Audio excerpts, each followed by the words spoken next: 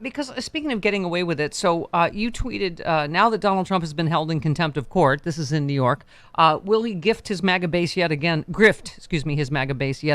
this time to pay his $10,000 a day contempt fines. His base can pay his fines, but they can't do his time, DOJ, if you're listening.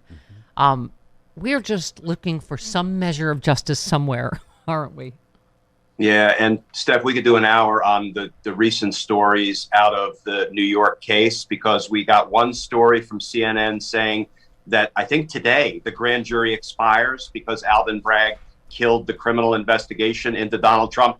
We also got a story from the Daily Beast revealing that in deposition testimony in 2021, Donald Trump said, "I and I alone am responsible for the compensation of my chief operating officer, Matthew Calamare."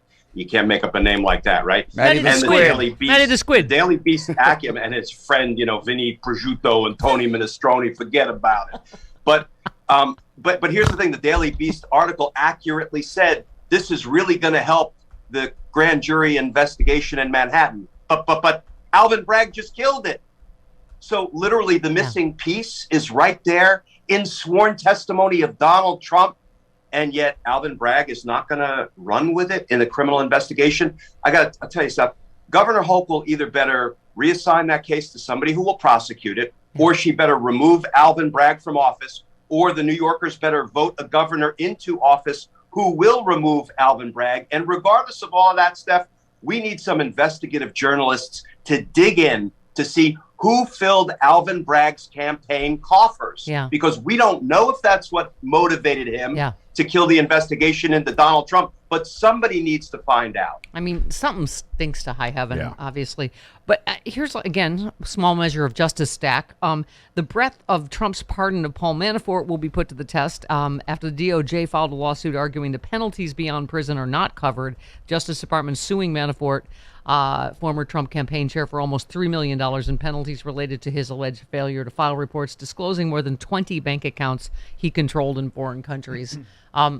I know it doesn't seem like much, but we're at the point, right, where we'll take any degree of justice.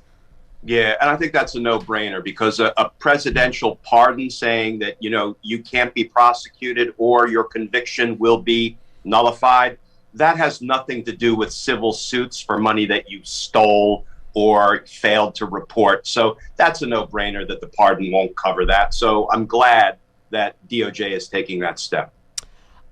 You tweeted, "We know today's Republican politicians will cling to a twice-impeached criminal president if it will help them in re-election. Looks like it won't, and these same craven polls will abandon if his support hurts them. Look how Trump's support is hurting David Perdue in Georgia." Interesting, right? Purdue's getting crushed, and Kemp, I think, is 53 to 27 points in the latest poll. So think about it. Donald Trump is beating Kemp like a rented mule, and really trying to prop up Perdue, and the voters are rejecting all of that, apparently. Yeah. So the one thing we know is that nobody's loyal to Donald Trump. All these politicians are just trying to, retain the support of Trump's base. So if Trump's endorsement turns toxic, they're all going to run away from him. Yeah. So I think that's a good sign. I think the most pathetic example is J.D. Vance. I mean, obviously his support has helped J.D. Vance. First of all, Trump seems like he's flailing just with he's just the best known name, Dr. Oz, J.D. Vance. And it's almost like the worst things you said about him, it's the supplication and the submission that's more important than almost the worst. J.D. Vance said he's America's Hitler. He's an idiot. Right, It's almost like the worst things you say about him, as long as you bend the knee and kiss the ass, it gets Trump off in some weird way, right? But the good news is, go ahead. I was going to say, but you're right, Steph. Trump is flailing, and his power is receding, and he's going to get his. And I think the entire Republican Party will implode, because what they're doing, it might feel good to them in the moment, right, but it is not a recipe for long-term success of a political party. I think anyone can, even the Trumpers, can see how pathetic J.D. Vance is. I mean, such a giant phony, right? And Tim Ryan, here's the important news. This could be good news for us. He said some fantastic news, folks. Even with the GOP spending over $80 million to keep Ohio red, we're still beating Trump-endorsed candidate J.D. Vance in the polls by 1 point. So, maybe this is a favor. Like, good, get JD Vance, whoever he picks in the primary is going to get beaten in the general, because it's he looks pathetic, JD Vance.